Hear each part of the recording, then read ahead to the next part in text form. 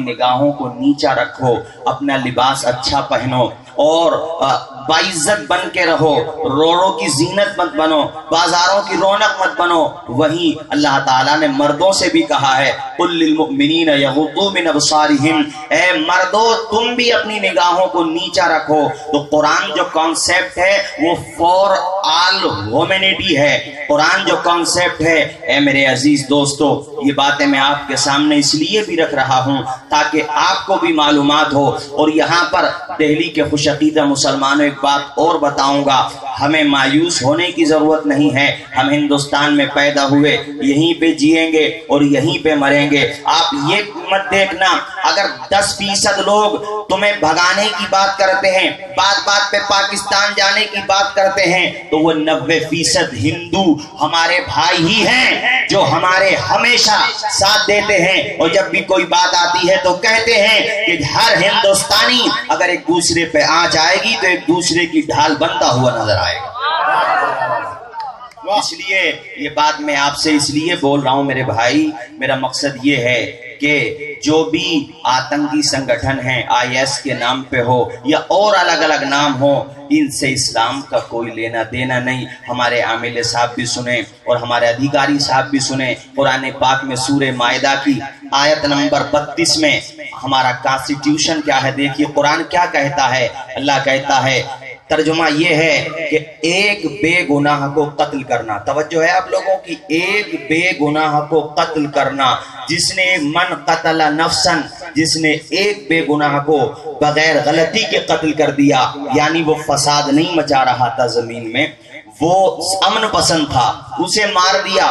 نفسن کہا گیا ہے، ہمارے علماء بیٹھے ہوئے ہیں، مسلمان کا لفظ نہیں ہے یہاں پہ، کبھی کوئی کسی کو کنفیوژن ہو جائے کہ مسلمان کے بارے میں کہا جا رہا، نہیں، نفسن کوئی بھی ہو، اینی پرسن، کسی بھی ریلیجن کا ہو۔ قرآن کہتا ہے اگر بے قصور مارا فَكَأَنَّمَا قَتَلَ النَّاسَ جَمِيعًا، تو اس نے ایک ویکتی کو نہیں مارا بلکہ پوری انسانیت کو مار دیا، پوری ہیومینٹی کا مرڈر کر دیا، پوری مانوتا کا قتل کر دیا۔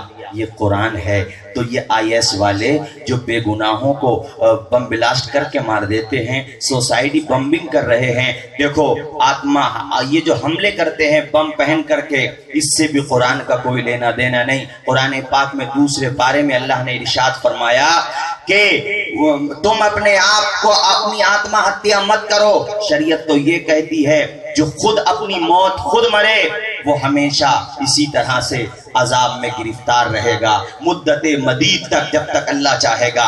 اے میرے عزیز دوستو، تو میں یہ بات کہنا چاہوں گا یہاں پر زور دے کر کے، اس کے بعد پھر میں اپنے ٹاپک پہ آؤں گا جو آج کا ٹاپک ہے۔ زور دے کر کے یہ کہنا چاہوں گا کہ اسلام کو سمجھنا ہے تو آپ کو قرآن اسٹڈی کرنا پڑے گا، اسلام کو پڑھنا پڑے گا، شریعت کو پڑھنا پڑے گا۔ باقی لوگ کیا کرتے ہیں اس سے آپ فیصلہ نہیں کر سکتے، اس سے آپ فیصلہ بولو نہیں کر سکتے، ورنہ تو آپ اگر ایسے فیصلہ کریں گے تو غلط نتیجے پہ جائیں گے۔ میرے عزیز دوستو، اتنا ضرور کہوں گا کہ 2-4 کو ضرور وفادار مت کہو، لیکن تمام قوم کو غدار مت کہو۔ ہم شہری ہیں، باعزت شہری بن کے جینا چاہتے ہیں، محبت پریم بھائی چارے کے ساتھ رہنا چاہتے ہیں۔ اور دیکھو ایک بات اور بتاؤں، پولیس کے اوپر بھی اپنا اعتماد بحال رکھو۔ یہ بات بھی سنو، میں آپ کی معلومات اس لیے بڑھا رہا ہوں کہ کچھ طاقتیں ایسی بھی ہیں جو ہمیں ہوپلیس کر رہی ہیں کہ تمہارے ساتھ بلا شبہ کچھ لوگ زیادتی کرتے ہیں، مگر میں نے کہا نا میجورٹی جو ہے ہندوؤں میں وہ تمہارے ساتھ زیادتی نہیں کرتی ہے۔ یہ میں سچ بتا رہا ہوں، آپ کو جو ریئل ہے وہ بتا رہا ہوں، اس کا میں آپ کو ثبوت دوں گا۔ گجرات میں ایک جگہ ہے جام نگر کر کے، وہاں میں ہر سال پروگرام میں 10 دن کے جاتا ہوں محرم میں۔ تو وہاں کے جب فساد ہوا تھا سن 2002 میں، اس وقت کی بات ہے، اس وقت وہاں کے جو DM تھے انہوں نے یہ کہہ دیا تھا کہ کسی مسلم بھائی کی اگر ایک کی بھی دکان جلی تو میں اپنی نوکری دے سکتا ہوں، مگر کسی بے قصور کو مرنے نہیں دوں گا۔ وہ کون تھا جانتے ہو؟ مسلمان نہیں تھا، وہ ہندو ہی تھا۔ اس سے کیا پتا چلا؟ اس سے یہ پتا چلا کہ ہمارے ہندوستان میں آج بھی اکثریت، چاہے مسلمانوں کی ہو، سکھوں کی ہو، عیسائیوں کی ہو یا ہمارے ہندو بھائیوں کی ہو، سب کی اکثریت یہی چاہتی ہے کہ سب اپنے اپنے دین پہ، دھرم پہ رہتے ہوئے ایک دوسرے سے نہ لڑیں، لڑنا ہے تو غریبی سے لڑیں، لڑنا ہے تو بھرشٹاچار سے لڑیں، لڑنا ہے تو فساد سے لڑیں، لڑنا ہے تو آتنکواد سے لڑیں، ہم آپس میں نہ لڑیں۔ ارے ایک گھر میں لڑائی ہو جائے تو وہ گھر برباد ہو جاتا ہے، ایک محلے میں لڑائی ہو جائے تو وہ محلہ برباد ہو جاتا ہے، ایک بستی میں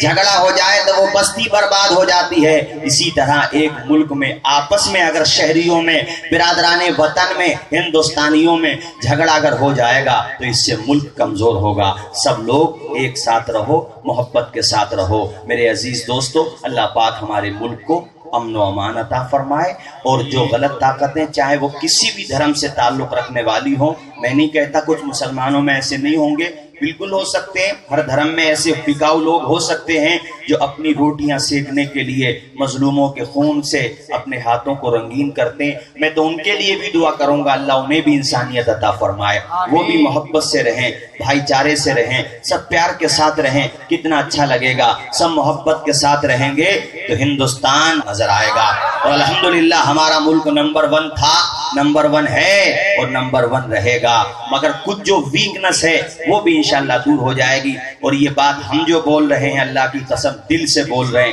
جو ہمارے دل کی آواز ہے۔ اور یہاں پر ایک بات یہ بھی بتا دوں میں اپنے ہندو بھائیوں کو کہ یہ جو ہم بول رہے ہیں یہ صرف توصیف رضا کی آواز نہیں ہے، بلکہ ہر ہندوستانی مسلمان کی آواز ہے۔